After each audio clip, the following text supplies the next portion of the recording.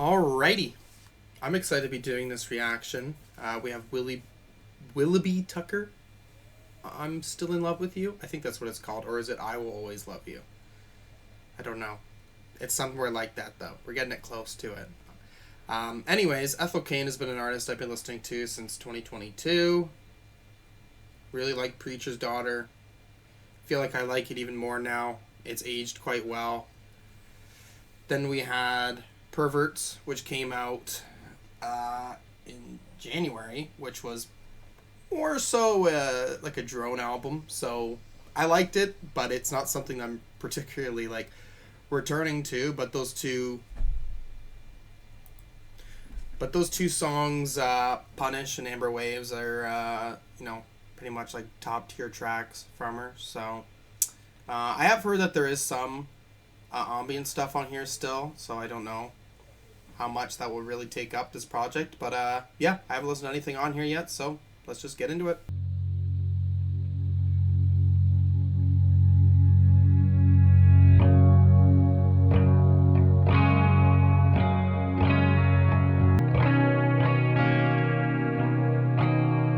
Hold me,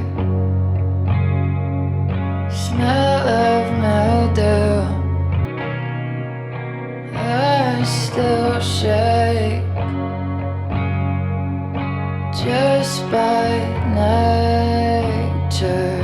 Shoot me down, come on, hurt me. I'm wide open. Need more, please leave open. You're most quiet.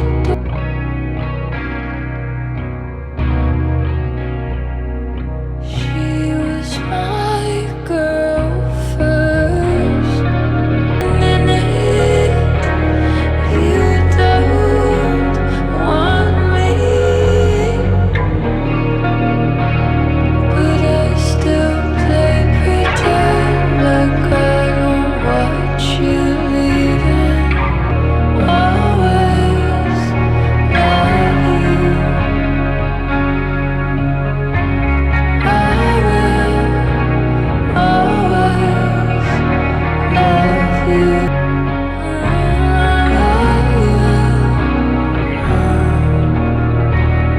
Always. It's not looking good. They're fake, but I will wait. I will wait. You keep changing. First song on there. Yeah, I fucking adore it. That's like very emo, slowcore vibes, baby. That's all I wanted. That's all I needed.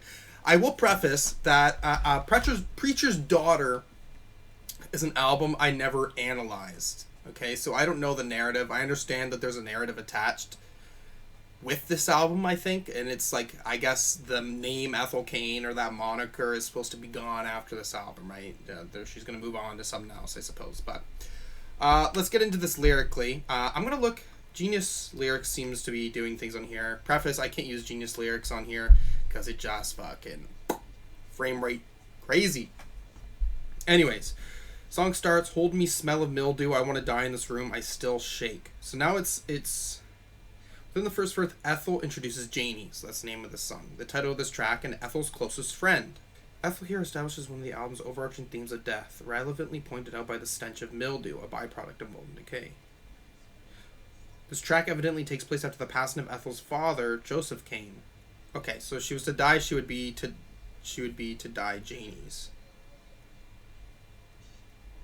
Okay. Easy to hate, easy to blame, shoot me down. Come on, hurt me, I'm wide open and deserving. Ethel Cain, she annotated this too. Ethel's story begins the summer she turns 16 when her best friend gets a boyfriend. As Janie is Ethel's only real friend, she fears this marks the end of their relationship as she knows it. Where Ethel had her best friend all to herself, her insecurities lead her to provocation, claiming Janie should just rip the bandit off and be done with Ethel. Okay.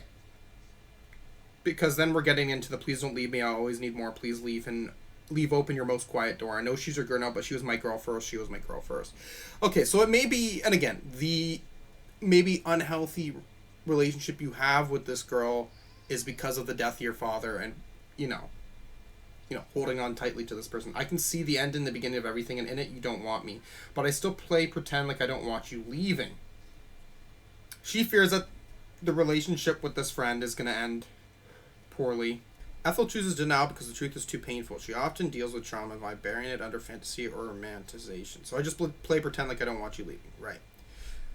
I will always love you. And I think she's saying this when... It's saying that she's saying this when she's already gone. It's not looking good, but did it ever? Low stakes, low faith. So now it's talking about Preacher's Daughter. Again, things I don't... Like, lore that I don't know. As much as I love those songs, I just didn't,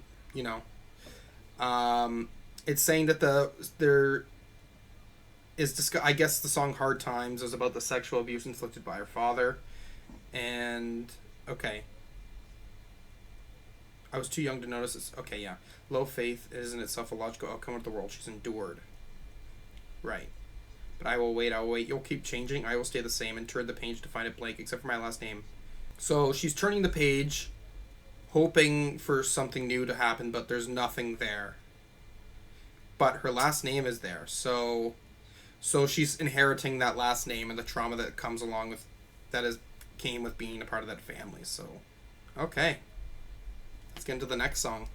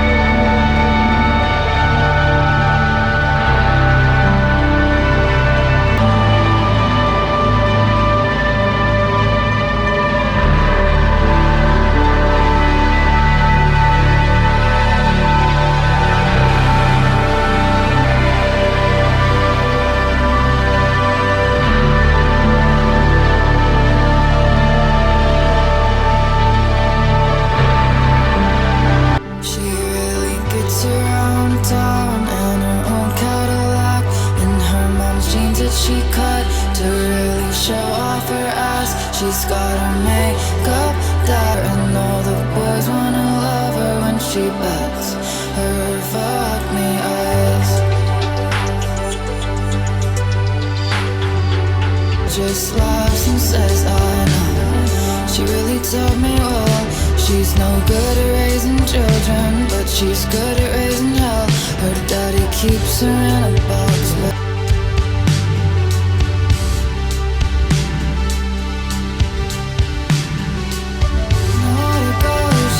long for the ride, but no one ever wants to take her home.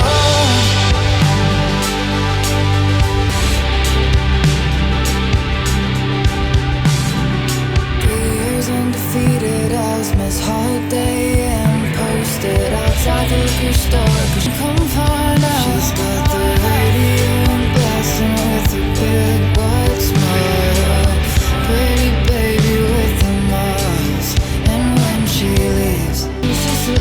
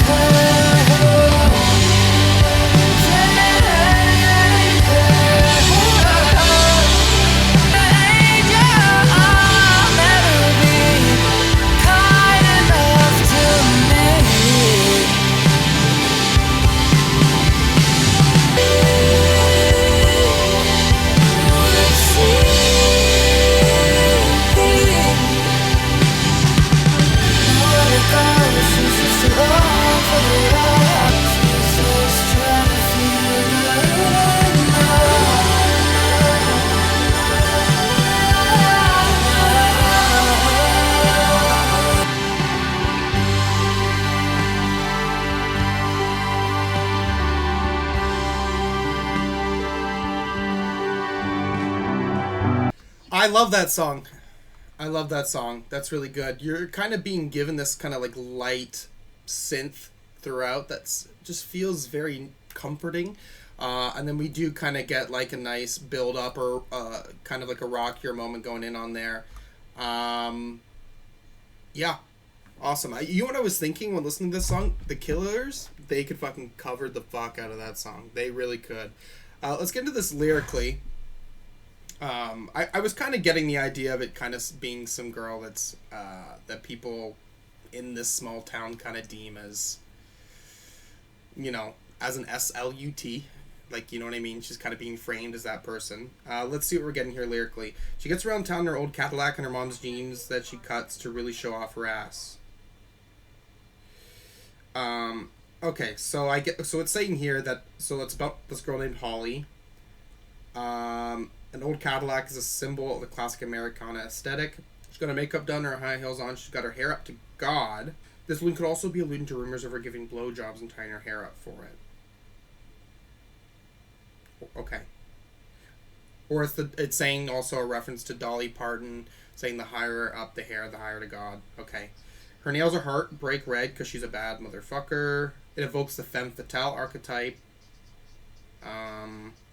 She's unafraid to wield her allure as a weapon. Right. And all the boys want to love her when she bats her fuck me eyes. So that's the name of the song, Fuck Me Eyes. Yeah, so it's sort of like a idea that if you have the certain type of look that women can give, which suggests that they want to have sex with you. She goes to church straight from the clubs. They say she looks just like her mama before the drugs. Okay. Alright. So, discussion about this place, this small town place in Alabama being, you know, lots of drug, alcohol abuse, okay? Compared to her mother in her prime, which plays into the misogyny that's so readily available and used against women here. She just laughs and says, I know, she really taught me well. She's no good at raising children, but she's good at raising hell. Her daddy keeps her in a box, but it's no good. Okay, so it's sort of, her dad is like, yeah, strict conservatism, like, preserving her innocence. Right. But it's also saying that this could be a stretch could lead to a coffin, restricting a girl too much because of a kind of death, be it spiritual or emotional. Nowhere to go, she's just along for the ride. Okay, so she's a reckless person. It's saying she's just, you know, doing whatever. She's scared of nothing but the passenger side of some old man's truck in the dark parking lot. Right, so she's kind of afraid of being put in a very uncomfortable position with an older man.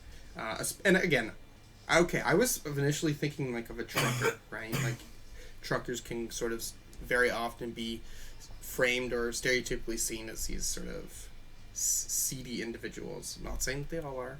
If you're a trucker who loves Ethel Cain, okay, and you're here. 3 years undefeated as Miss Holiday Inn. Oh, okay, Holiday Inn as in going to these places and sleeping with lots of people. Posted outside the liquor store because she's too young to get in. They ask why she talks so loud. What do you do with all that mouth, right? So they're, boy, if you're not scared of Jesus, fuck around and find out. Okay, so so because of, and she was talking about this on Perverts as well, right? This idea of sex being so repressed due to religion, and it's her saying, if you're not scared of Jesus, like, right. And when she leaves, they never see her wiping her fuck me eyes. So, yeah, when she's alone, she drops her facade. She's sad, filled with regret, loneliness, and sorrow. Right. So, again, this song trying to put this image of, okay, you see this girl who everyone in this small town maybe sees her having sex with all these people and acting a certain way, and maybe they have a lot of judgment for her, but they don't really know who she is or what's underneath all these things, right? Yeah. She's just trying to feel good right now. They want to take her out, but no one ever wants to take her home. Betty Davis Eyes. I heard that there's this, you know, JoJo Siwa did a Betty Davis Eye song. Right. And I think take her home maybe like when you say take her home to the folks, right? So it's like this idea of finding a good person to love or something like that. I'll never blame her. I kind of hate her. Okay, so Ethel, you know, being someone who's in this town, can't dislike this person, and has a form of empathy for her. Okay, wow, pretty dark song for sure. Pretty good storytelling.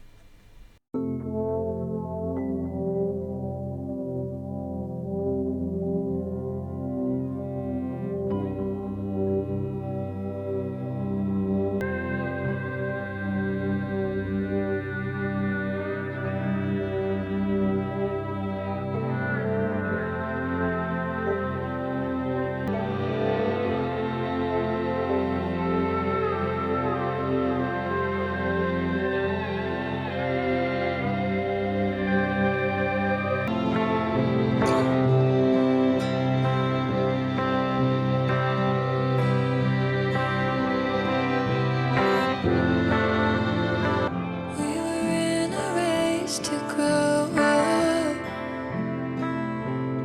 Yesterday through today till tomorrow. Flew and slow that part of you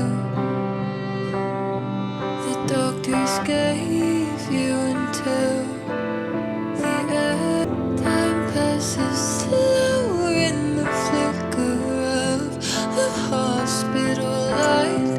I pray the race is worth the fight. Pretty like the movies, it was ugly like what they all did to me.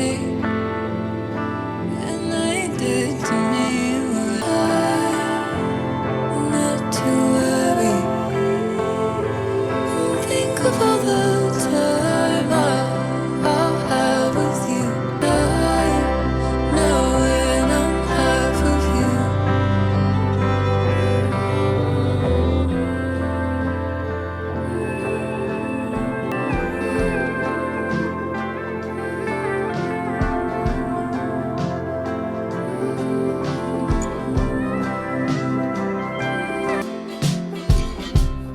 Put me down where the greenery stings. I can hear them. When I lay with you in that old lane room, oh, come listen. I want you for me. It's not that hard. Not hurt the way that boys do. Maybe you're right, and we should stop watching the news. Not to worry. Think of all the time I'll have with you when I won't wake up in my room. Think of us inside after the wedding. Suffering the world. Close all the time. This was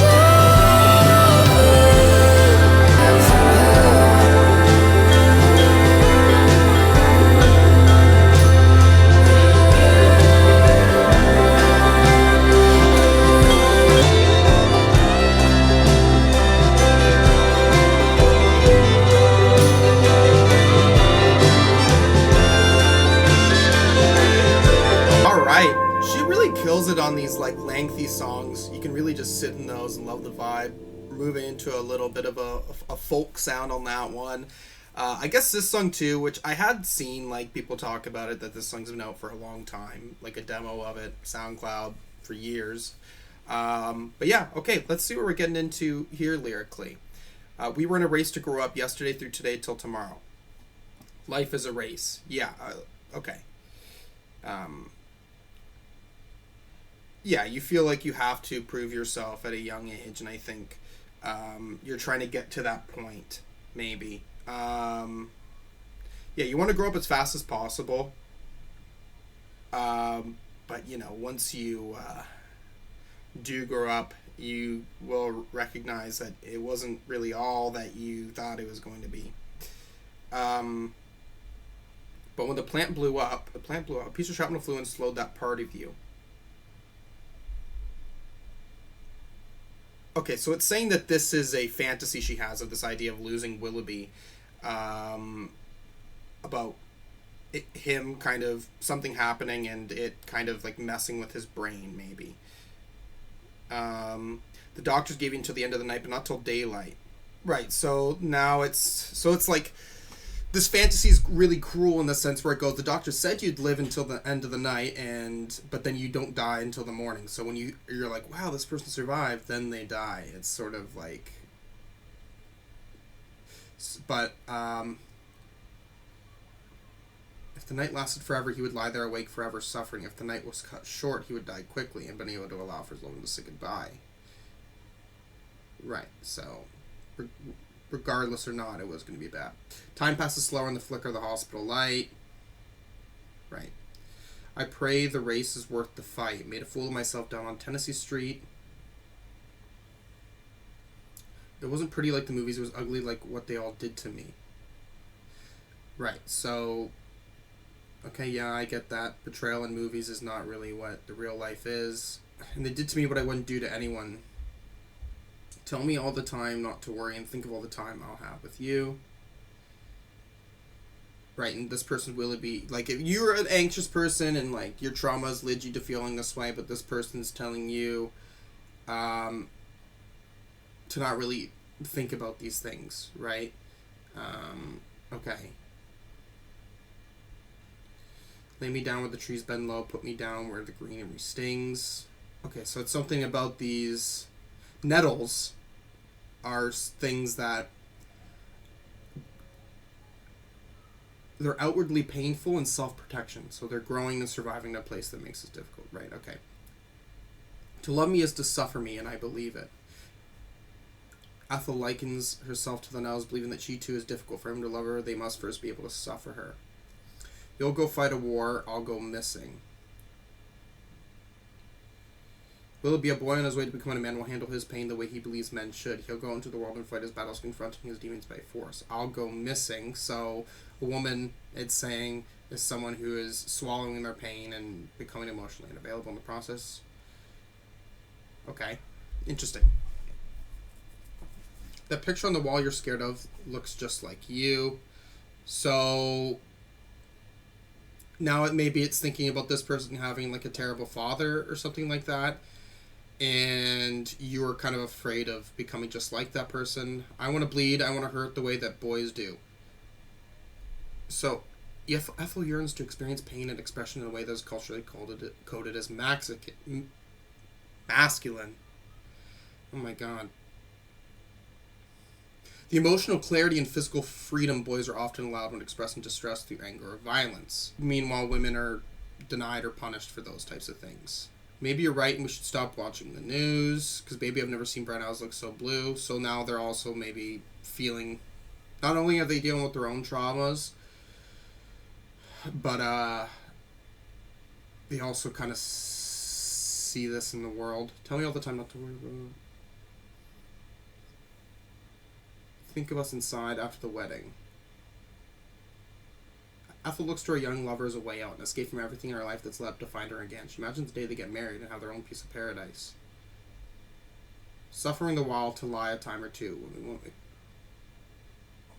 Gardenias on the tile where it makes no difference who held back from who. Okay, so it's her mother's favorite flower. She envisions them at home, newlywed, surrounded by the imagery that invokes the stories of when her own parents first fell in love. So in a way, it seems like with this relationship with this person, Willoughby, it certainly you are kind of thinking or using this as an escape. You're wanting, you know, there's a contrast though, right? Because even though you're worried about the worst possible situation, but you're also having to think about the best possible situation, which I think this best possible situation comes from this person trying to, you know, kind of help you in a way to feel that way. But again, those negative emotions really do just stem from sort of the fact that you just seem to have had so many bad things happen to you in your life. Okay, heavy, heavy, heavy.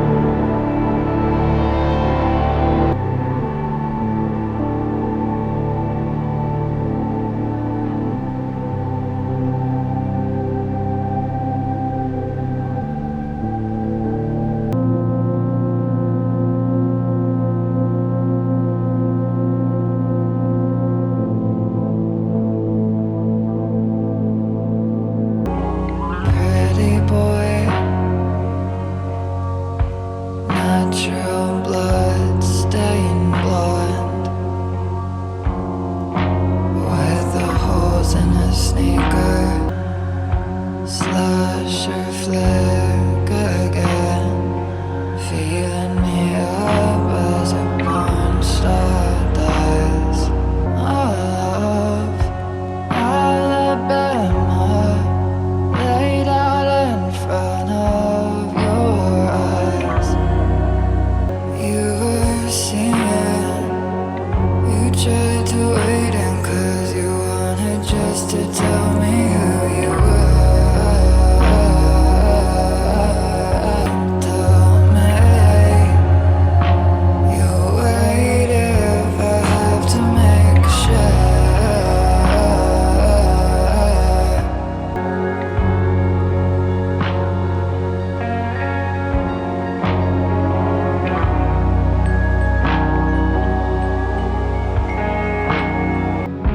Tender the row of your violets, with your eyes all over me. I can keep you a moment. But he smoked in Vietnam.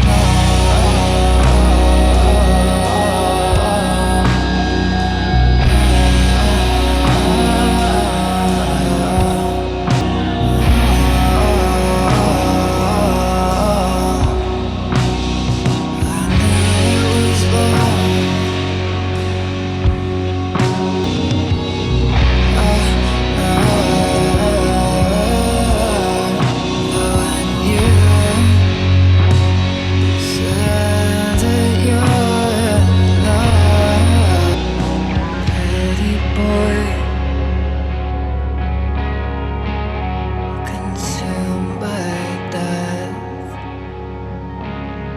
over me, over me, over me. Okay, another song to love there, for sure. This is a lengthy project, I will say, because for just those last two songs on there are really fucking lengthy. So, yeah, okay. What are we getting here lyrically? And I'm aware that this song's been around for a while, too. I saw that this was on, like, an unreleased bootleg sort of deal. So, okay. Anyways, Pretty Boy.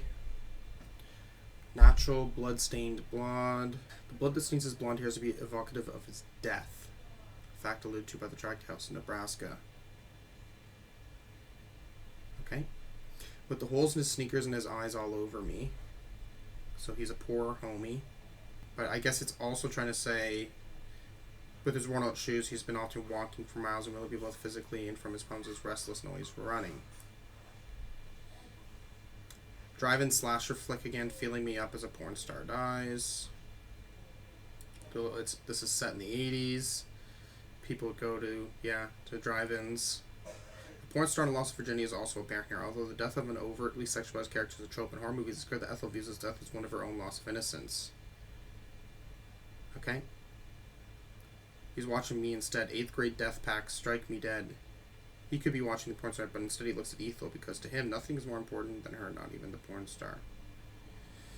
All of Alabama laid out in front of your eyes, but all you could see was me. When you're younger, it's easy to see where you live as the whole world, because practically it's all you've ever known. You walked in, you were singing, you tried to wait in because you wanted just to tell me who you were kind, dying to tell me you'll wait if I have to make sure. Okay, so he enters Ethel's life with a song. He enters, approaches something slowly as opposed to diving in. Pretty boy scared of the rain by God. Okay, so he's also discussing that he has his own sort of like depression, I guess, suppose. With your eyes all over me, watching, hoping the wind blows slowly. Ethel fears impermanence in their love. She knows that she can't keep Willoughby forever. All she asks for is a moment. She wishes she could slow down to pause a fleeting connection. Grew up hard, fell off harder. The Dust Bowl, something once full of life, both the former American praise and Willoughby himself.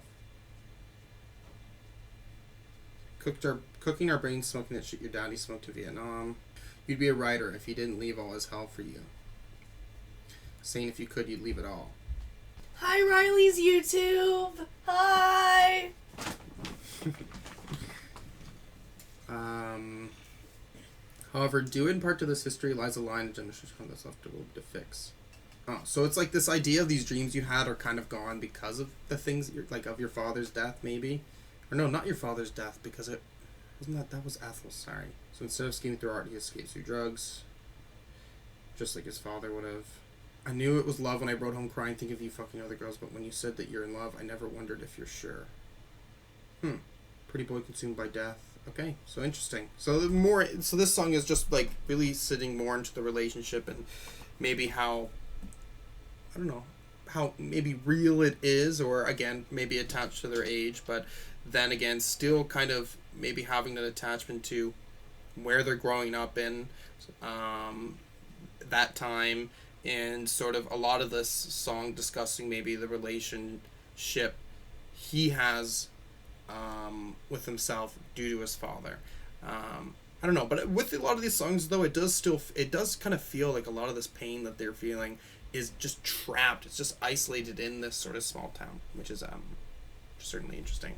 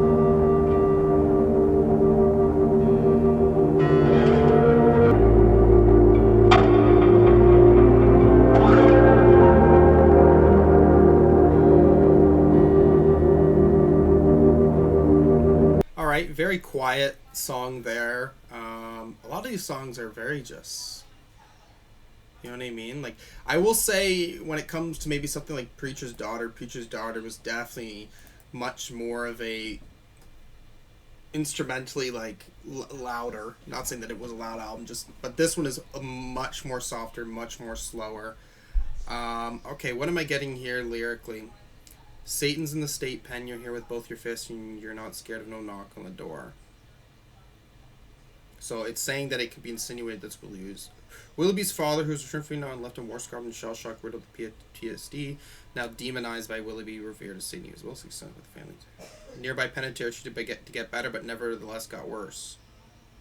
Okay, so this idea of Vietnam, your father in war, comes home, has to go to a mental institution, which man, war does fuck you up. Okay, we can be glad that we're in a time right now where I guess the amount of people, well, that's just us, right? Just like maybe that's sort of a Western perspective that I'm bringing in. Many places around the world still have to deal with that shit. Things happening, right?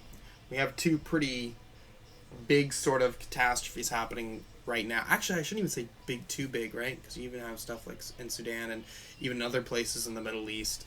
Lots of bad shit happening, right? And yeah, it fucks with you mentally for sure. Yeah. But it seems like Willoughby does not really like his father. Okay, so that's what it's trying to say. You're not scared of no knock on the door. So you're not scared of death coming, basically. Everything I've loved it straight to death, so I'm still scared of that knock at the door. So no, Ethel is saying basically a different perspective.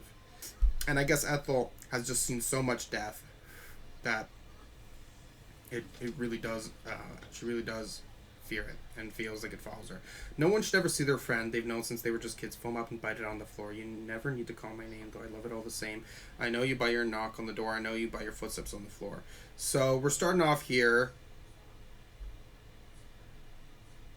Okay. So now it's saying that Willoughby, I guess, Ethel's really having to see Willoughby deal with more pain in this real world. But I guess what I'm seeing here too is this idea of like overdosing, right? Okay, and this idea though that even though she's seen all these problems, there is this mythologizing, which that certainly happens, especially at a young age. You're not scared of no knock on the door, or maybe you are. So now she's saying that maybe Willoughby did say one thing, but maybe that's not really true. Okay, so that's interesting, right? Especially Dust Bowl, like I was saying, there's more discussion about Willoughby's relationship with his father, and then we're really getting that with a knock on the door, and maybe realizing that there's a lot more at play emotionally.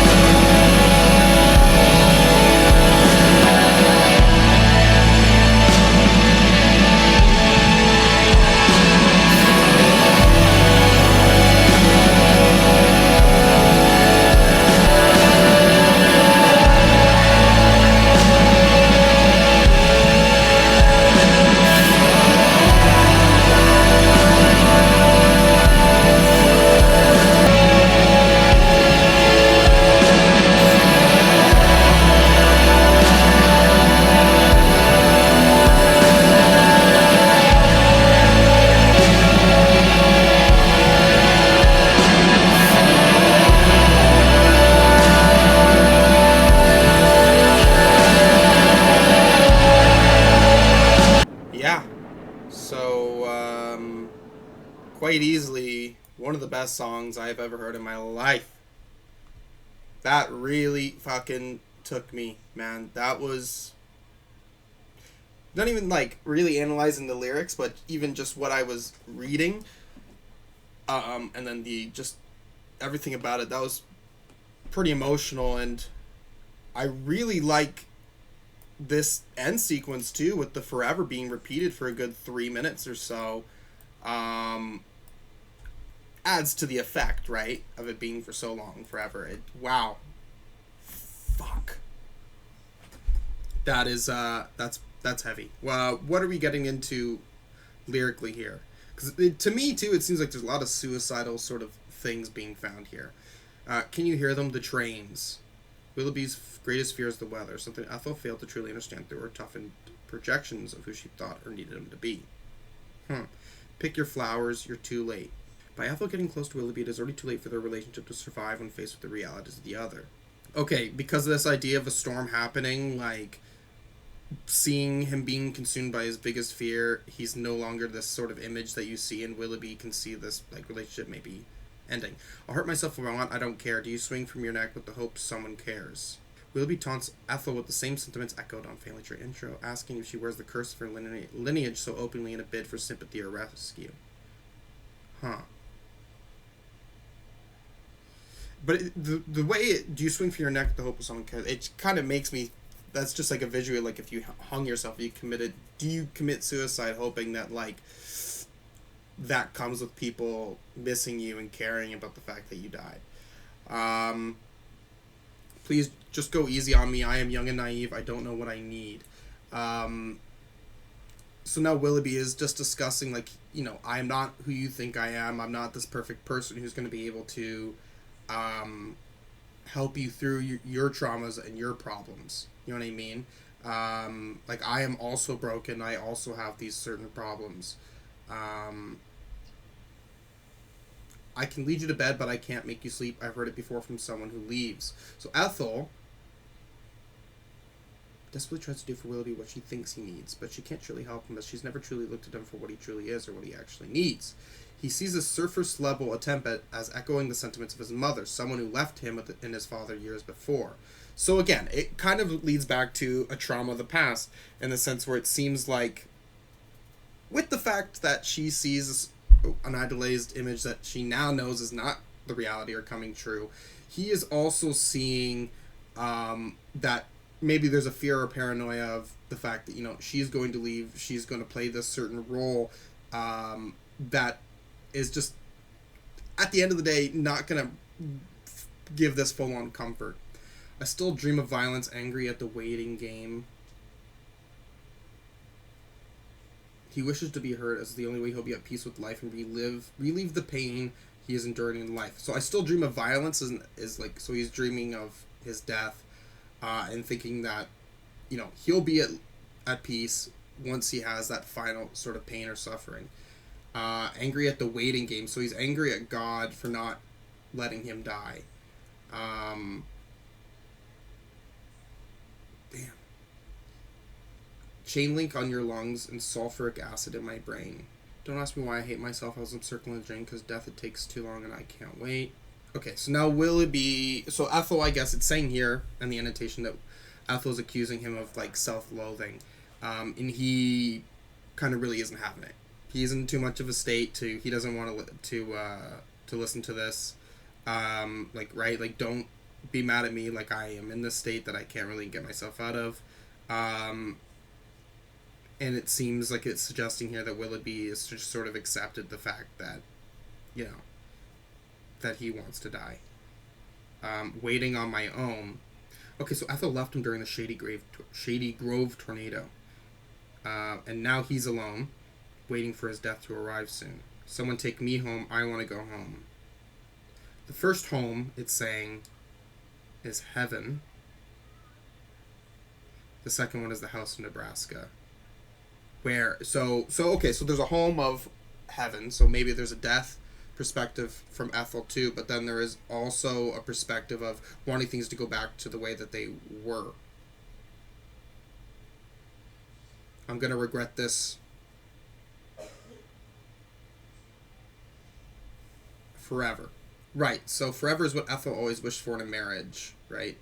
She wanted forever with this person, but now the forever that she has is, I don't know, like Willoughby just being another part of all the trauma that she has kind of been a part of, right? So it's like basically the opposite outcome. Huh. Okay. Fuck. Now we have one more song. And it's a 15-minute song. Holy fuck. This is a... Alright, man. Let's see what we're getting here.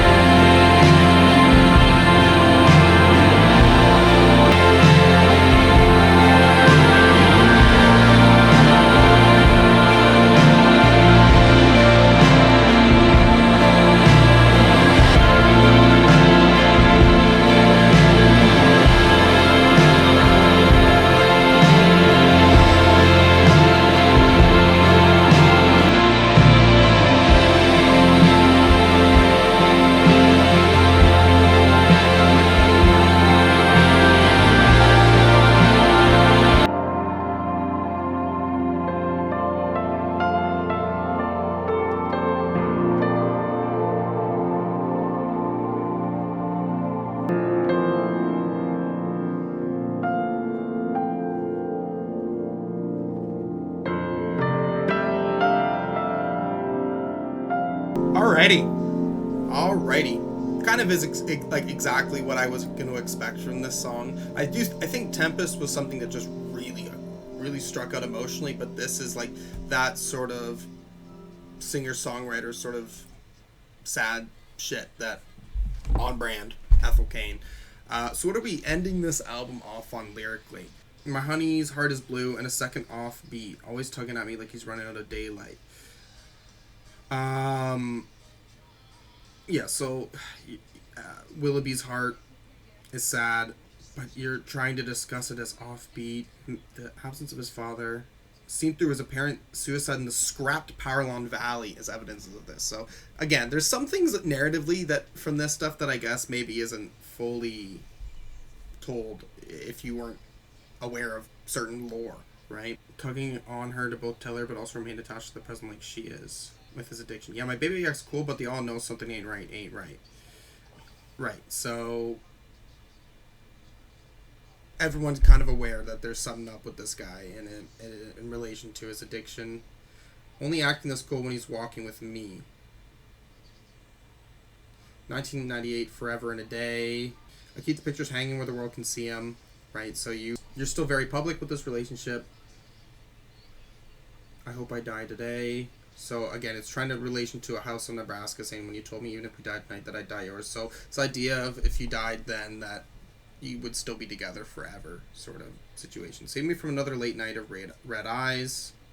Then the morning comes, you were there looking for me, but I was gone. Turn my back for a moment, you had fallen apart. Okay, so save me from another night of crying. With instead her leaving Willoughby, it opens a new perspective that she feels internalized guilt over the loss of their relationship. They've been promising the lights as we beg for our lives. Looking forward to the future, the lights probably mean a sense of fame, that they can get rich enough to leave this mess they are in and be free for once. Famous. Selling pages of the times we've been waiting on. Okay. Now the wait's too much and I can't hold you anymore. Okay, so, but this idea of them making it or doing something with their lives together is gone because she just can't deal with him and the problems that come with that. How much of a cruel year can you call my fault?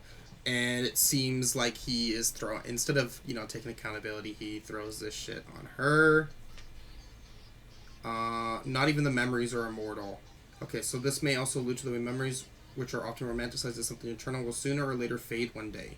Terrified on this side of a conversation will never come back from. I'll never live it down if I never get around. Because God, I did it to myself in hindsight. I liked him because his role is do whatever you like, and I tried, alright. So she initially, really liked the carefree attitude, but now she kind of, now I'll wear these scars for life. I loved you when it hurt inside too. Okay, so, and I guess it's saying, like, maybe there's a double meaning of maybe there is self-harm involved. I loved you when it hurt inside too, but in the low light, I'd do anything for you. I'd do anything for you. It's true because I've said it to you. Held in my arms, I swore I'd be good to you, then sat and watched as you walked away from me. Yeah, you've changed, but did I ever know you, or did I hold you facing away from me? The air in your room never moves. Live and die by TV, no one's watching. So now there's maybe this, religion element where, you're kind of always maybe being judged. Do you hate me when this is over? Maybe then we'll get some sleep. I've been picking these or our children. You've been wondering how you're going to feed them. Love is not enough in this world. Okay, so now there's, sort of duality there. Ethel thinking about the future through children, but Willoughby is more practical or kind of just feels hopeless about that sort of the harsh pragmatism. That's a good word. That's good, man. And it feels like the burden falls on him as the societal expectations of being a man. But I still believe in Nebraska dreaming because I'd rather die than be anything but your girl. I never meant to hurt you, but somehow I knew I would. Will it be like this forever? I'd reach into your body and fix you if it could. It's true because I said it to you. So I bled till I cried, till I felt I might die. To be known the way you should is to put yourself through hell. Still I waited and tried till it killed me. Because you're right, I can wait if I want, but I'll never be good enough like I want to believe it is. Okay, so Ethel realizes that her ideal love is very naive. She can't live her life searching for a perfect lover because he doesn't exist. Instead, she had created an idealized view of him. Right. Young love, and getting young love was something that's so dark like this, and it's kind of skew your understanding of relationships in the future, when it's not with this person. thinking, okay, I'm going to find this perfect person then. But the idea of perfect is just, it's not real. But that being said,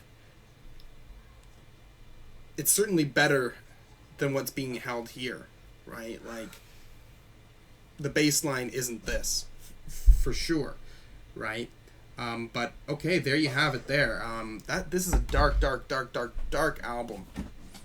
I feel like I need to listen to Preacher's Daughter with the lyrics in mind. I understand that I feel that album has a lot more to discuss, in the sense where this is very much so focused on the relationship with this guy, barring that first song, which I think is interesting now that we have this first song of her talking about losing her friend to that person's boyfriend, and then we see throughout this album that she kind of is very hyper focused on this man, who ends up having too many problems for her to deal with. Wow, yeah, very dark album, very slow, depressing, beautiful vocally. I like this album a lot. It's a lot to take in. It took me a lot to fucking finish this reaction.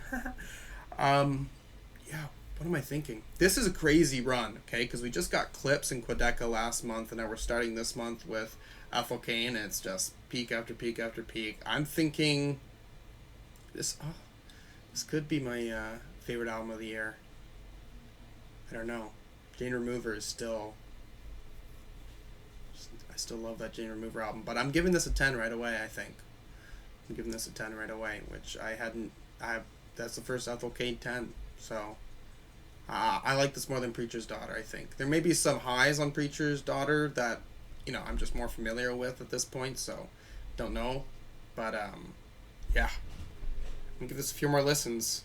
I don't think much will change, though. I really don't. Willoughby Tucker, I'll Always Love You. Yeah, I'm gonna keep it at a 10. Yeah, this album does everything that I want it to be honest. It's got its similarities to Preacher's Daughter, but I will say this is a lot more of a slowcore album. It's not really trying to really hone in on a more rockier effect or an Americana effect, but I think I'm like really stuck in that moment. I think lyrically too, alongside all that emotions, really sells it for me. This is like just a standout, unique experience, and maybe 2 because of how many songs are on here. Like 7 songs, 3 ambient. It feels tighter than Preacher's Daughter for me, but I will say, Preacher's Daughter is an album that since 2022 has only like grown for me. It's only kind of clicked more. But so when I'm thinking of Preacher's Daughter now, I'm like, oh, there's like really these like song moments, right? But for this album, it's really being stuck or placed in that environment. It really works to that effect. So yeah, there you have it. I don't know if I'm going to say this is my favorite album of the year, but it's top 3 interchangeably. Like Revenge Seekers, I still think, yeah. And Clips, I think this album may be tighter than Clips, but Clips has So Be It on it, and this album doesn't have So Be It on it, so I don't know. Yeah. Anyways, if there's anything else you'd like to see me react to, anything at all, you can put a comment down below, and thank you for watching. Peace.